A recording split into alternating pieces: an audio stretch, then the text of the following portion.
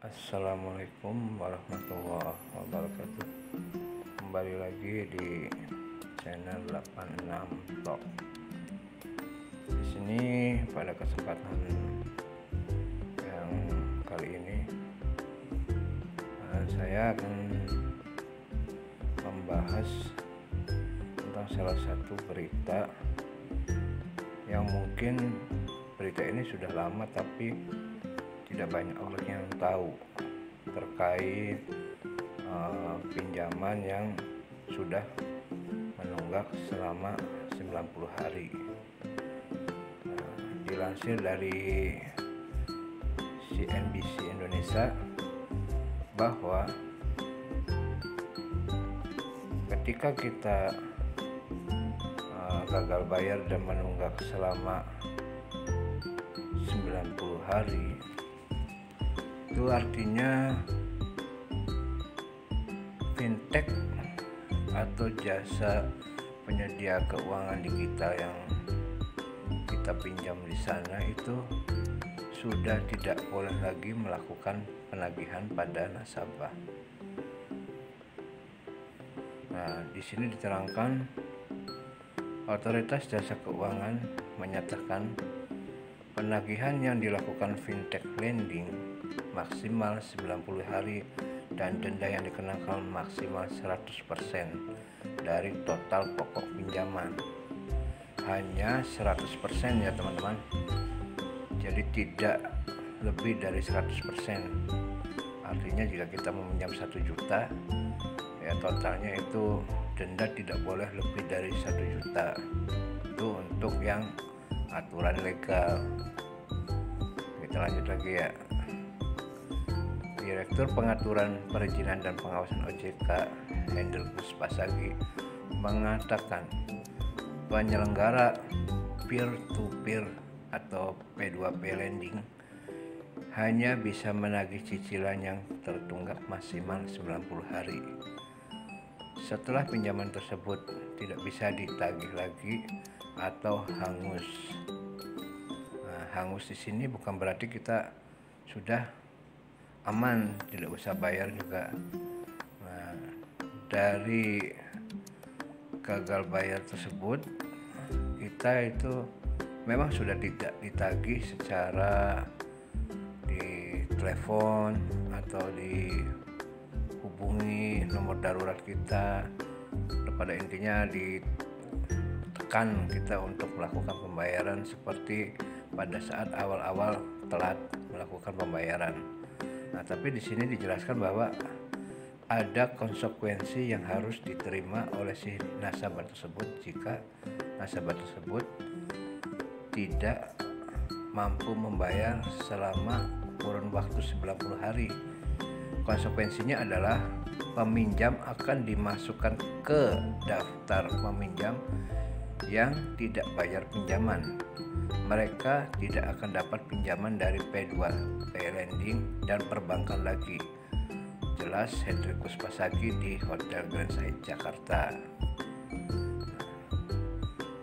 Hendrikus Pasagi mencontohkan bahwa kalau peminjam meminjam 2 juta, maka tidak akan mungkin peminjam bisa ditagih 5 juta. Dimana kalau meminjam 2 juta, maka maksimum yang ditagihkan ke mereka itu hanya 4 juta rupiah saja.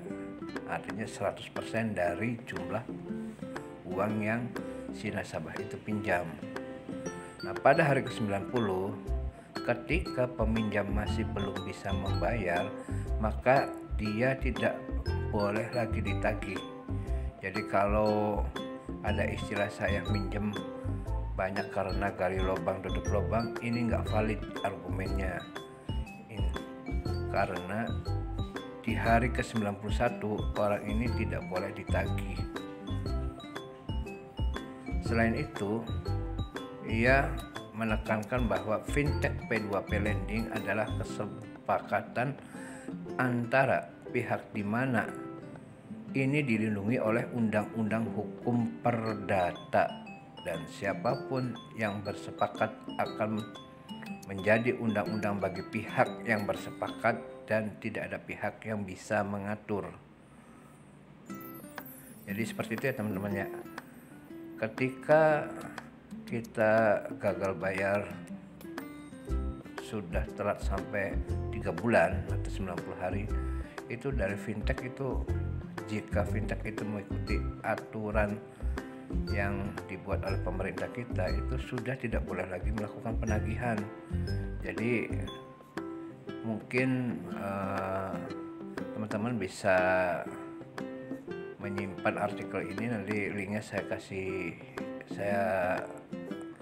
pasang di deskripsi untuk bahan jika ada penagih yang tetap melakukan penagihan meskipun itu sudah lebih dari 90 hari.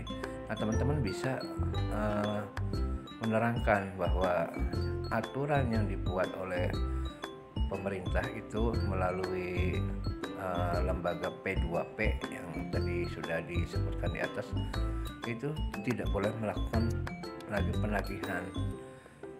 Nah, dengan konsekuensi otomatis kita menjadi daftar nama orang yang tidak akan lagi bisa melakukan peminjaman di fintech lainnya, atau bahkan mungkin akan ngelink juga ke BI Checking, yang berimbas kita pun tidak bisa meminjam di bank online konvensional.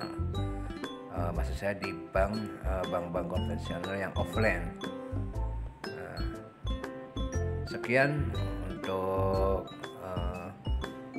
video kali ini. Mudah-mudahan apa yang saya sampaikan bermanfaat. Mohon maaf jika dalam penyampaian ini ada kekurangan. Ya, di sini saya tidak bermaksud untuk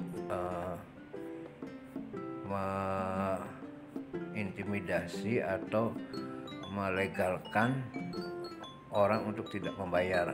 Nah, tapi saya hanya menyampaikan bahwa ada aturan yang sudah dibuat dan disepakati oleh lembaga jasa penyedia keuangan digital atau fintech dengan pemerintah melalui lembaga yang sudah ditunjuk, yaitu P2P Lending. Itu bahwa jika kita sudah tidak bisa bayar, ya sudah, lebih baik kita stop di situ. Jangan kita mengambil pinjaman lagi di aplikasi lain. Yang pastinya jika di aplikasi yang barunya itu kita dapat lagi, saya dapat pastikan aplikasi yang baru itu ilegal, teman-teman. Karena apa? Kalau yang legal pasti akan ngelink datanya. Jadi data gagal bayar kita di salah satu fintech yang legal itu pasti akan ngelink ke fintech legal yang lainnya. Jadi ya, jadi catatan, jika teman-teman itu dapat pencairan lagi dari fintech lain, itu berarti perlu dipertanyakan untuk fintech tersebut, dia legal atau tidak. Karena kalau legal pasti data kita itu yang telat selama 90 hari itu pasti sudah masuk ke mereka. Jadi untuk menghindari terlilit hutang, terutama hutang pinjol, nah mungkin bisa dipahami lagi nanti untuk artikelnya, teman-teman bisa dibaca, linknya nanti saya pasang di deskripsi, teman-teman bisa baca ulang untuk lebih memahaminya. Terima kasih. Wassalamualaikum warahmatullahi wabarakatuh.